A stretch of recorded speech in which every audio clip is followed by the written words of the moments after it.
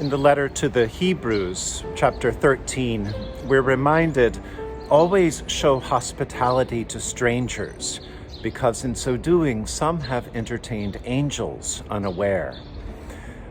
Especially during the pandemic, we've tried to keep our garden and our yard open every single day so that people might be able to walk around, enjoy the space, and sit for a little while.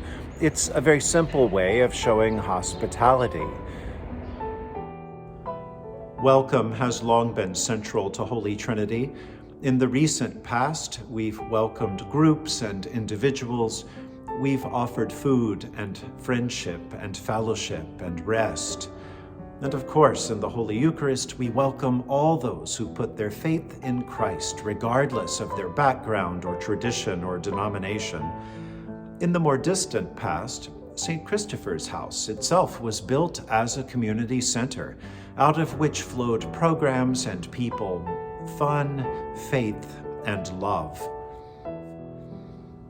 We're reminded of the centrality of hospitality in our parish history every time we come in the church and we see again this icon, often called the Old Testament Trinity. In this story, we're reminded of how Abraham and Sarah, up in years, thinking that perhaps they had seen and done everything and God couldn't possibly do a new thing with them, they're along the road and they meet these three strangers and they entertain the three strangers with no demands or no expectations. But they find that the three are not strangers but are angels, and they have a message for Abraham and Sarah that God is not done with them yet, that even though they may think they're old, even though they may feel like they're old, God is going to do new things with them and through them make miracles. On Sunday mornings, we're studying a book by Henry Nouwen called Reaching Out.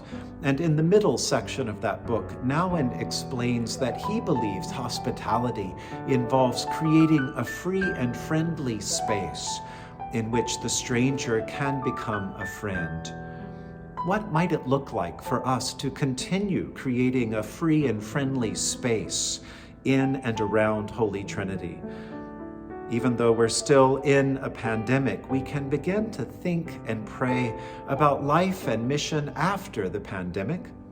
One way that we'll be doing that is the Church will be applying for a grant from the Lilly Foundation, which will involve our doing some work in summer of 2022, not this summer, but next summer, in which I, the priest, would take a sabbatical and go away from the parish. During sabbatical, I would study and experience more about hospitality. I'll be thinking and praying and experiencing more to imagine how I understand myself as a better host, as a better guest, and as a much better companion, which is to say someone who walks alongside and shares with. At the same time, while I would be away for a few months, the parish itself would be experiencing a renewal, especially around this idea of hospitality. As you engage and show hospitality to visiting priests and ministers, you also would be encouraged to think about how God might be calling us as a parish to be more and more deeply hospitable in the future. What might that look like? In the next few emails from the parish and on our website, you'll see a very simple little survey. If you have some time and some thoughts about hospitality, I encourage you to fill it out. Let us know what you're thinking. What has worked well in the past? What gave you most energy and faith? Where did you perhaps meet an angel or two? Or how is God changing us and changing our church and changing our neighborhood? And how might we be even more faithful in the future? We don't have to have all the ideas or the solutions anytime soon, but it's never too early to begin praying and opening ourselves up for God to do new things in our midst. I hope that you'll join me and others in the parish as we continue to pray and think and plan and to be open to God so that through hospitality and all of the gifts of the Spirit, we might continue to engage strangers and maybe even meet an angel or two.